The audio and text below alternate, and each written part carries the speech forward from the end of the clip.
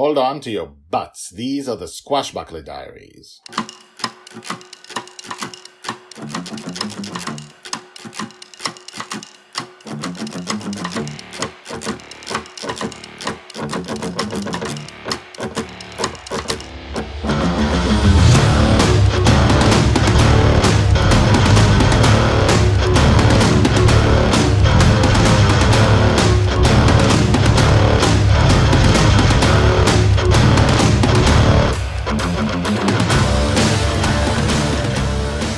Welcome back. My name is Guy Hasson, and you are listening to the Squashbuckler Diaries podcast.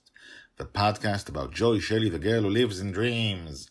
She lives in her father's dreams, and they have a life of adventure. We're following her year by year from birth to death, and right now we're covering years 2 to 6, and she's 4.5 years old.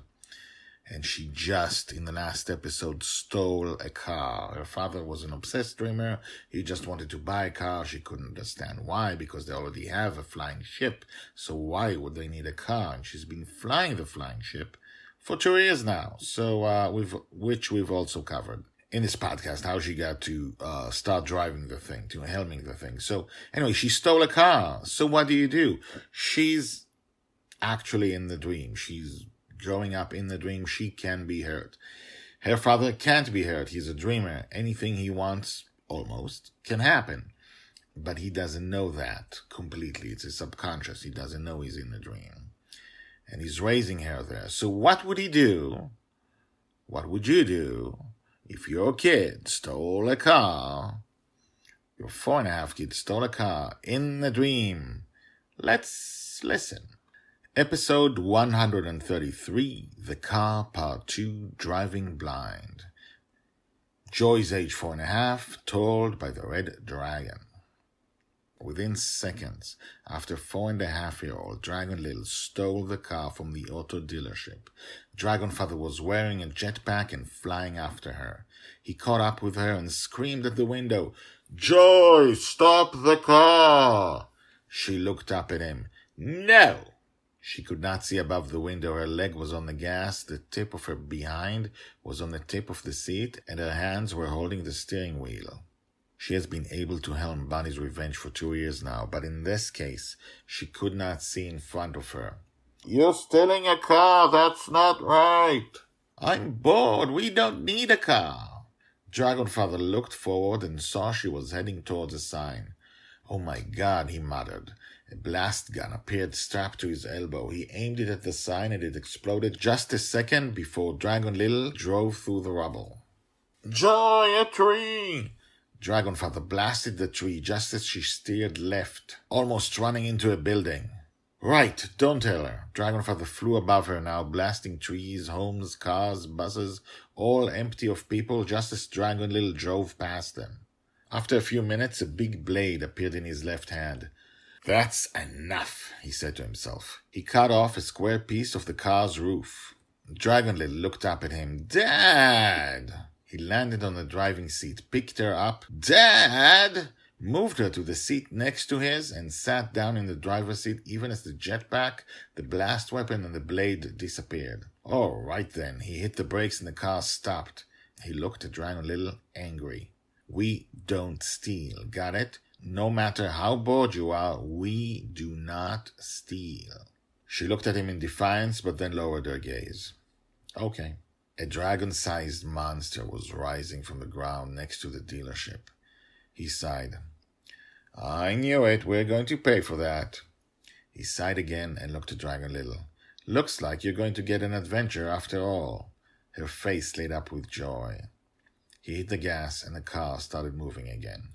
"Let's do this," told by the Red Dragon.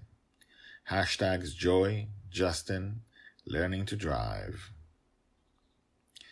And as you can guess, this is not the last episode of this arc.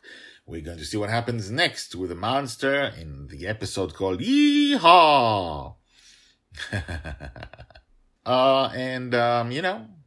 The Squashbuckler Diaries is meant to teach us what life in the dream is for Joy, for her father, how a girl grows up in a dream, and this is how she grows up in a dream.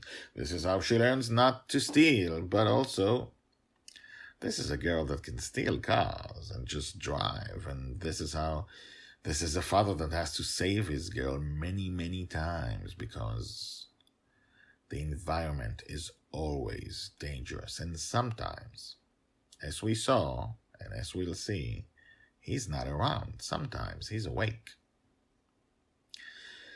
So, let's see what happens next in the next episode.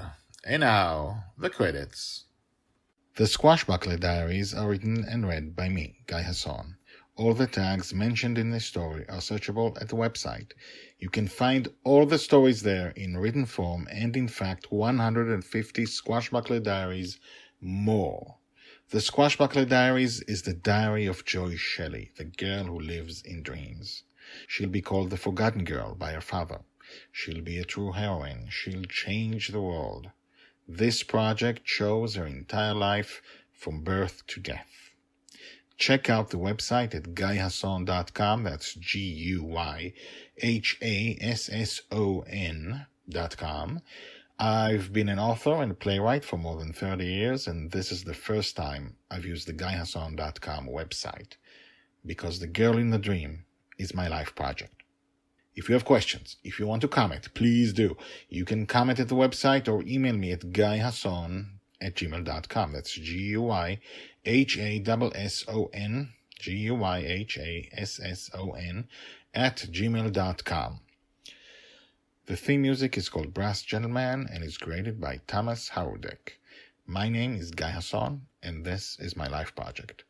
Come back tomorrow, and tomorrow, and tomorrow for more.